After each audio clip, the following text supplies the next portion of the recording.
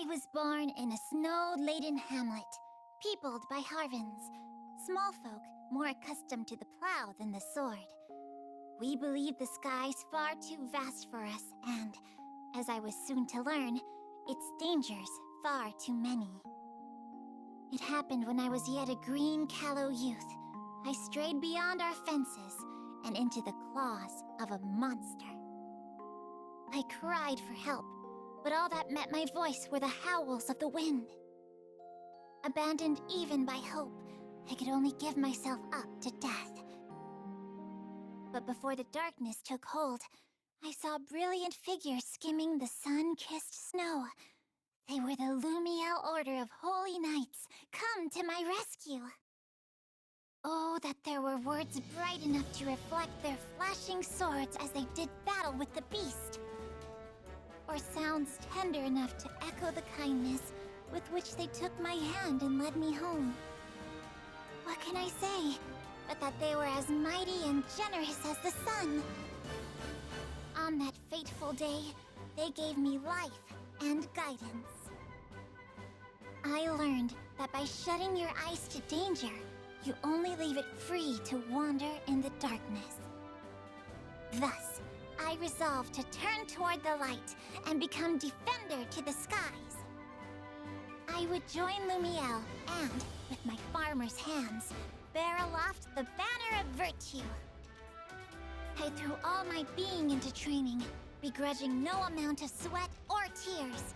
And, with the passing of days, that little girl lost in the snow grew to become the captain of the Lumiel Order of Holy Knights.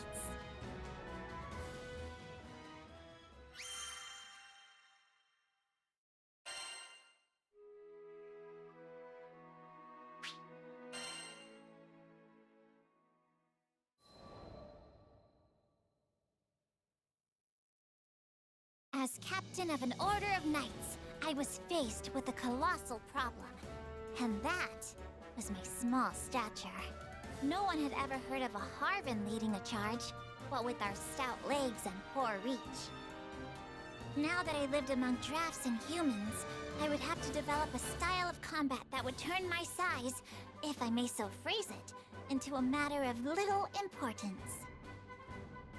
Seeing that I worked twice as hard, despite being half as large, my compatriots grew to respect me.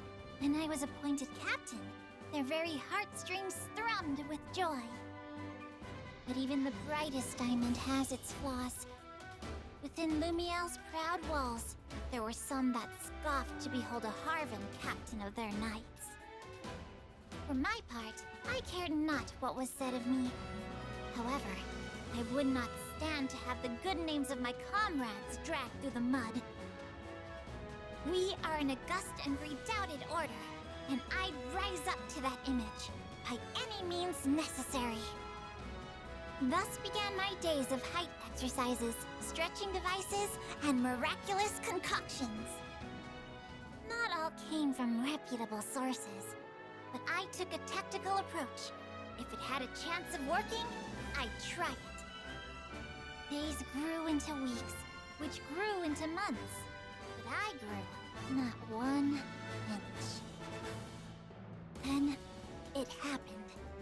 Right as I was on the verge of losing all hope, word reached me of a distant village that had devised a height tonic. Here was the answer to all my prayers.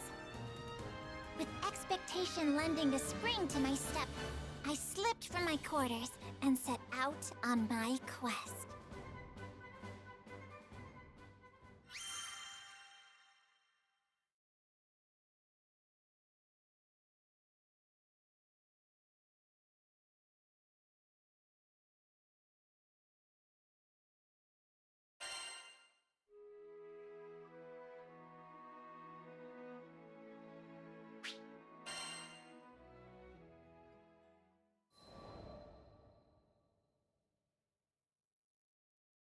I had to take a mountain pass to the village, which was, in a word, perilous. Of course, I refer not to the countless monsters and bandits, whom I took down with ease. It was the tall steps and great boulders, insurmountable obstacles for a Harvan. I was forced to return to the foothills where, through Lady Sierra Carte, I sent out a dispatch for help. That was how I met the captain and crew of the Grand Cipher. With their aid, I reached the village without further incident, only to have my dreams utterly crushed. It turned out that this magic tonic was merely your average growth stimulant, designed to help a budding youth blossom to a seemly height. It could do little for a woman like me, already in the prime of her life. Thus, all my best efforts were dashed to foam. For the first and only time in my life, I cursed fate for cutting me out of so short a cloth. However, it was within the depths of despair that I would find new hope. The crew of the Grand Cipher was bound for Estalucia, which is said to be an island of miracles. Could not some power there give me what I seek? With newfound resolve, I was determined to accompany the captain to the end of the skies. Needless to say, it pained me to take leave of the Lumiel Order. I still remember the look of surprise on former Officer Bautorda's face when I told him of my resolution. But in the end, he expressed his admiration for me and my quest to become the very figure of virtue. Lady Bridget and Lady Cordelia also gave me their blessings. Oh, there are no words to express how grateful I am to my kind comrades. I dream of the day I can return to them with my head held high, and its crown measuring many feet taller, being, at long last, in both body and spirit, the captain they deserve. Such are my thoughts as I peer out over the railings of the Grand Cipher unto boundless, majestic skies.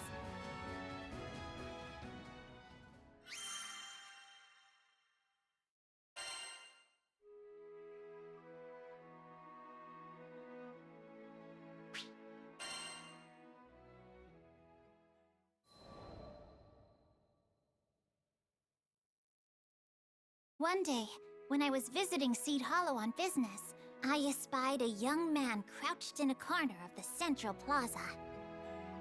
There was no mistaking his mussed hair, a style rebellious youth call the Mohawk, and surly face.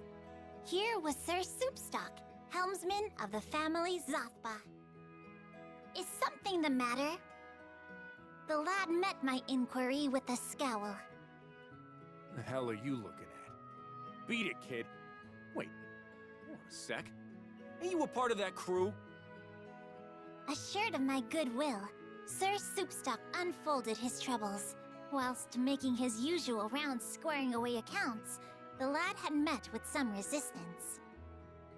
One of their clients, a nobleman disdainful of Sir Soupstock's low birth and tender age, had refused to pay. I'm an officer too, you know. Got my own grunts working under me, good people. But we're dealing with the real frilly-pants, blue-blooded noble here. Any attempt to rough him up, and it's straight to the slammer. 'Twas a treacherous path, Sir Soupstock added. A single misstep, and it was his reputation in the mud. Hearing this, my heart went out to him, for I knew what it was like to feel green and small, with judging eyes upon me. I offered him my aid. I appreciate the thought, but no offense. You look like a kid. If I bring you on my rounds, they're gonna change my name from Soupstock to Laughingstock. At that moment, a servant arrived, bearing a message from the nobleman in question. It read, "I've decided to pay. Meet me at the following location." This whole affair was starting to smell ranker than a goblin's breath. He could just as easily have sent money with the servant.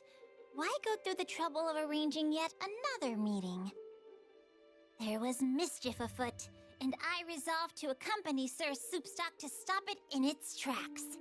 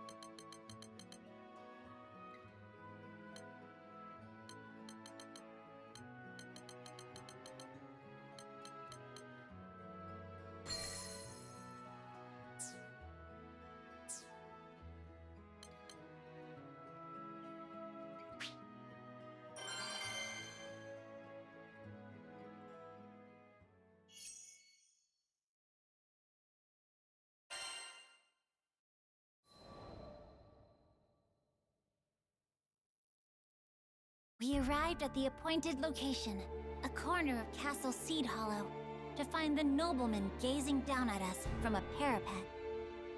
Ah, just the face I've been waiting to see. My hair stood on end. The crooked smile on his face spoke louder than words. Though I knew his intentions to be wicked, still, I tried to help the man see reason. You gave your word to pay the family Zathba what they are due. Surely you would not break your troth and besmirch your honor. But the man only sneered. Leveling a finger at us, he cried, My brothers and sisters of the one true church, these are the enemies of Avia. In the blink of an eye, we were surrounded by Aviate soldiers. You did well to lead us here. So these were the remnants of Avia. Even the fall of the church had not been enough to shake their faith in Lilith. In their eyes, Sir Soupstock and I were interlopers, blasphemers they must put to death. You've got another thing coming if you think you're gonna get away with this. Sir Soupstock glared up at the Cullion. I too felt a righteous rage boiling within me. Crooked vice must be beaten straight with the hammer of justice. You shall rue the day you brought the wrath of Charlotta upon your heads!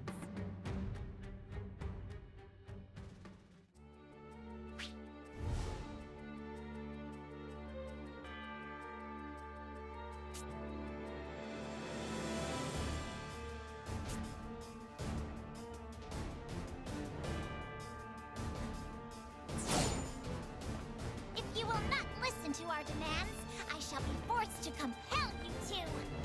Does anyone else hear a buzzing little flea? Go forth, my Kayuatar, and decimate them!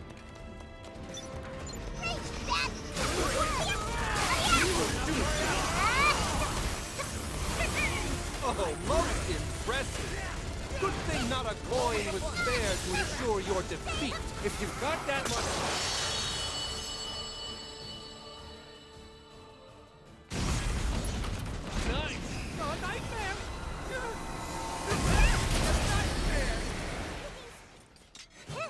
Long live the Lumia Order of Fortune! Favors the righteous!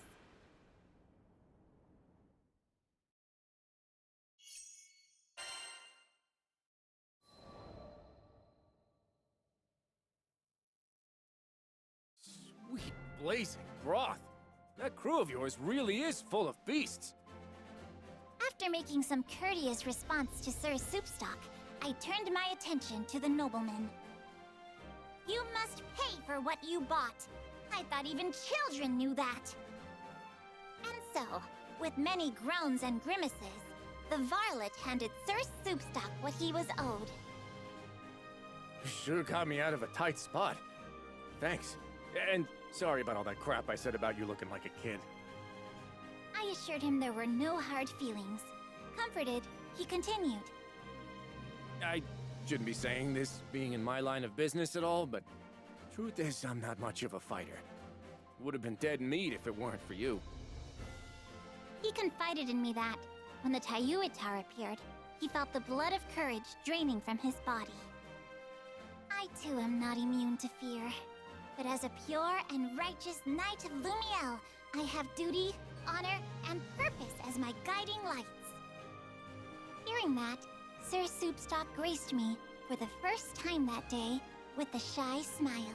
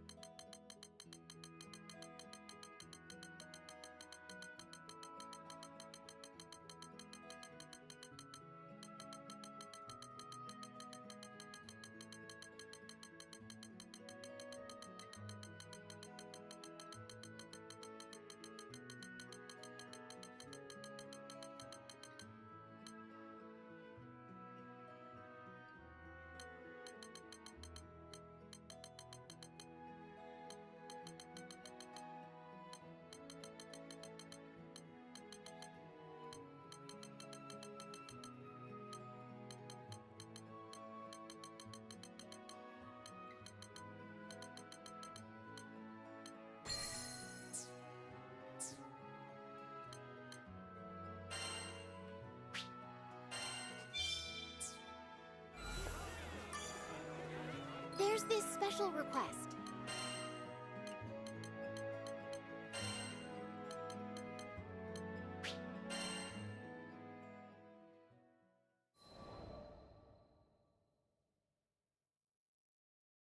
With the Aviath soldiers defeated and the money safely in hand, I believed it to be clear skies. And yet, some clouds still darken Sir Soupstock's brow. Man, I can't even do my job without somebody holding my hand. Maybe I just ain't cut out for this, yeah? Apparently, even his own officers afforded him little respect. However, I saw in his earnest eyes and noble bearing that he had the makings of a great leader. Alas, we cannot view ourselves but by outward reflection, which often dims our inner value. You were given high office, Sir Soupstock. Does that not mean someone sees in you true worthiness, though you yourself may be blind to it? You must polish yourself until the quality of your character shines forth for all the world to behold. If you remain forever pure and forever righteous, then surely those around you will be attracted by your light. The lad lent me an attentive ear. But my words were not enough to blow the clouds of doubt from his face. I mean, just take a look at how our city's split. You've got Golden Oaks, where the nobles and elite dwell, and the rest of us tucked away in Copper Square, which is, let's face it, a slum. He continued. Those wide-eyed beliefs of yours wouldn't last 2 seconds among the dirt and smoke of Copper Square. I wish I could be the person you say I am, but... Biting his lip, Sir Soupstock shook his head and fell silent.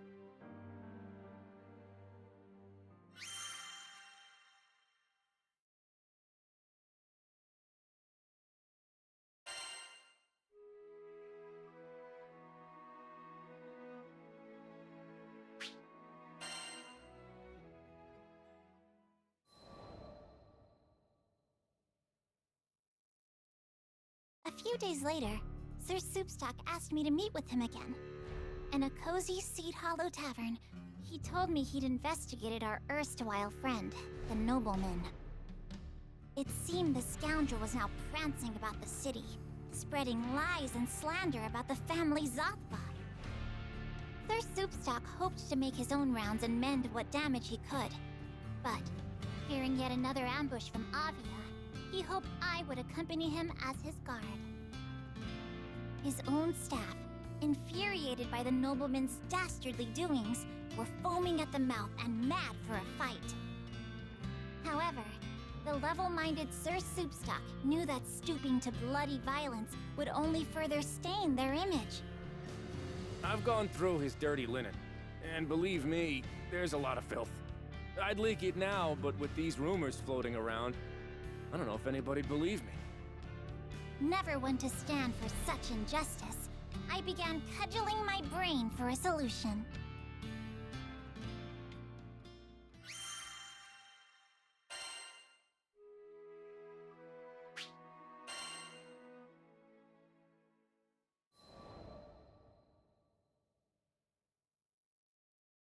We began to meet with people in the street, contradicting the libel and restoring faith in the family Zothba. I learned that a good informant is well known and well trusted, and, according to his own officers, no one in Seed Hollow was better liked than Sir Soupstock. Though his mannerisms savored, admittedly, of a brute, at his core he was as sweet and pure as any lily. It was little wonder the denizens of Seed Hollow were fond of him. As we exchanged more words and tidbits of information, a picture began to form of the nobleman's intentions. He was not acting, it seemed, solely from a place of vengeance. The churl desired to build his own network of informants, using the remnants of the Church of Avia. Furthermore, in his lust for wealth, he was terrorizing the good people of Copper Square and compelling services from them. Thus, the family Zothba, who kept peace in the district, was to him a bother and a nuisance. It was likely he craved their banishment. Now, fully apprised of the situation, Sir Soupstock told me of his intention to once again meet face to face with the crafty villain.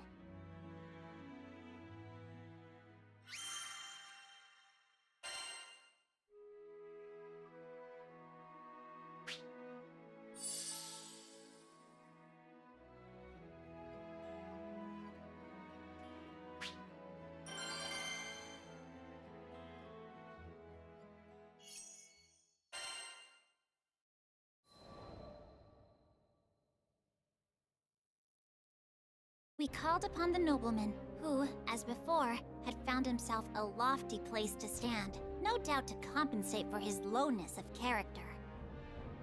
Sir Soupstock stepped bravely forth and spoke thus. Listen, punk. We know you've been kidnapping people and using them for forced labor, which is, FYI, illegal. I've also got proof that all the money from that phony charity of yours is being used to hire Aviath soldiers.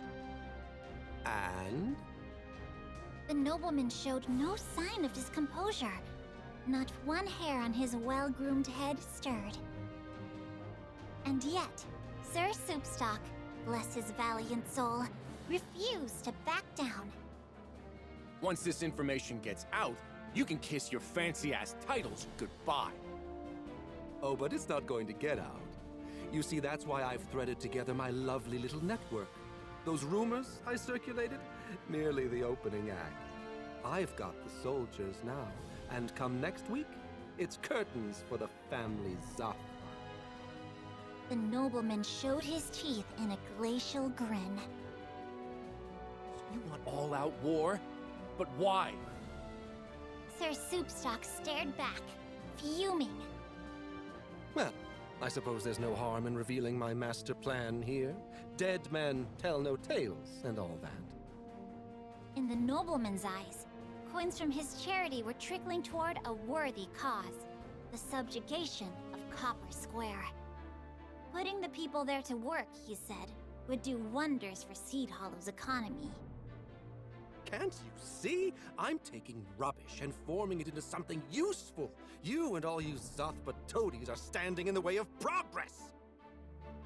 With that, the nobleman pointed an accusing finger at us.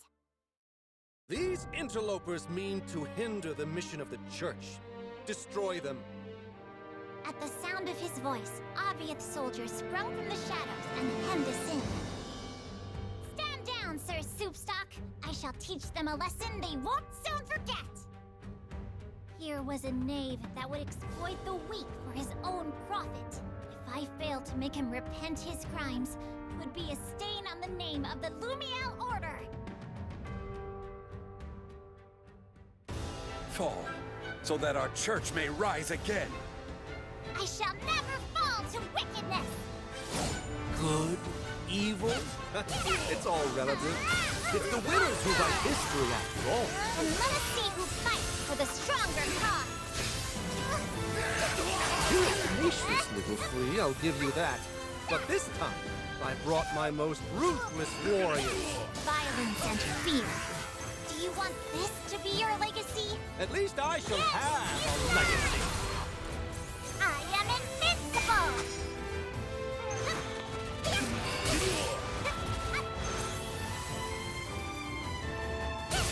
What? You can't even kill a little girl? Fools! Worthless and How dare you speak to your comrades like that? You're the only pig here!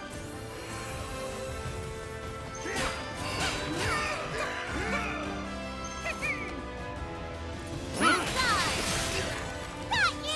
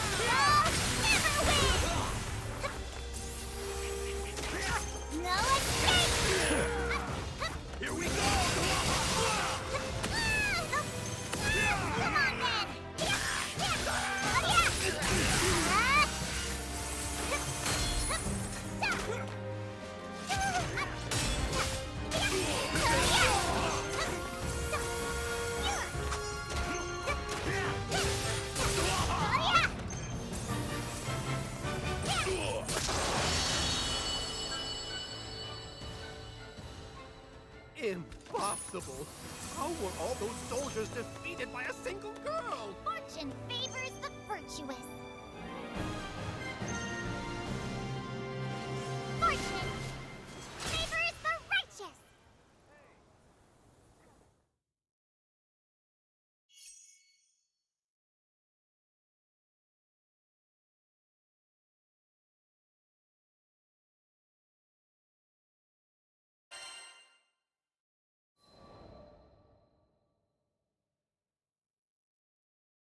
A leader must earn the good graces of their followers through pure and righteous conduct. You cannot buy it with gold, nor command it with power or titles. But instead of lending an ear to my advice, the nobleman began running his mouth, stabbing his own soldiers in the back with sharp words. I thought you Avia bunch were stronger. Pity. The whole damned lot of you aren't even worth a rupee. But don't think you've won, interlopers. I am still a member of the noblesse. Those copper square dogs would lick my shoes in return for a crumb of favor.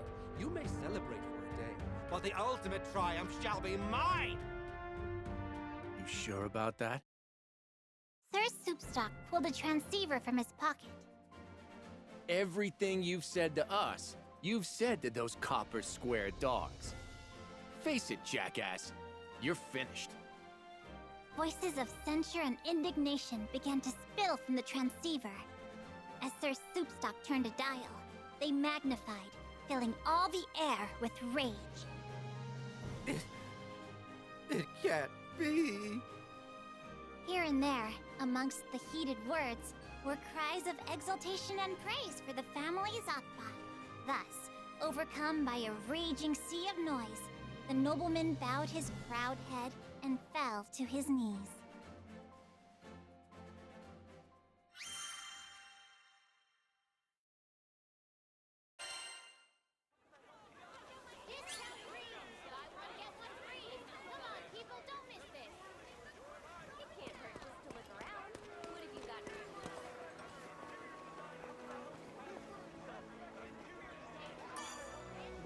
There's this special request.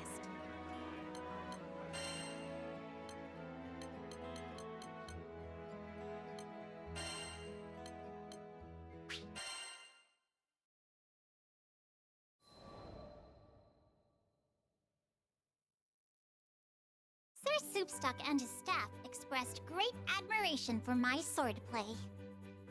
It's just mind-boggling, you know? You've probably trained harder than most of the best mercenaries out there. His words raised the gate on a flood of memories, washing me back to a time when I was desperate to prove myself.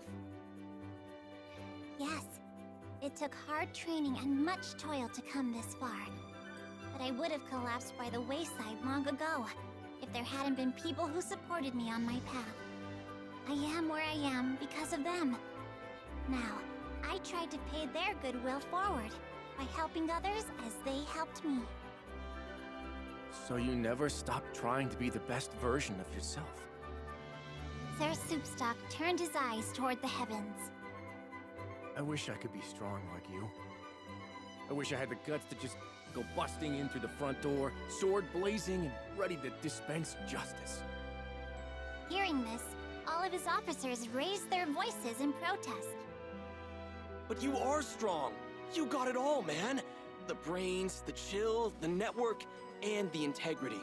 You could search the whole sky and never find a better informant. We're proud to work for you. Couldn't have said it better myself. Sir Zakba, who'd been watching from afar, made his way forward and clapped a hand on Sir Soupstock's shoulder. You did good, Soupstock. Just like I knew you would. Boss,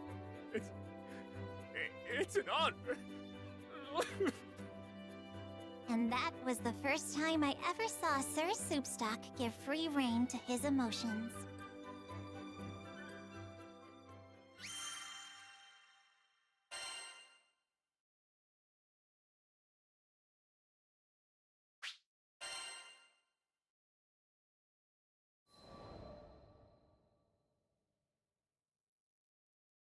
When I visited Seed Hollow sometime later, I heard at the Knick-Knack Shack a certain rumor. Apparently, one of the officers of the family Zatpa had taken up forever pure, forever righteous as his creed. Even his staff could be heard reciting the words. The Justice Soup Gang, led by Mr. Mohawk, has been getting a lot of missions lately, and the family Zathpa stocks are on the rise. Their soup stock, that is. I glanced about me and saw only faces as bright as the sun.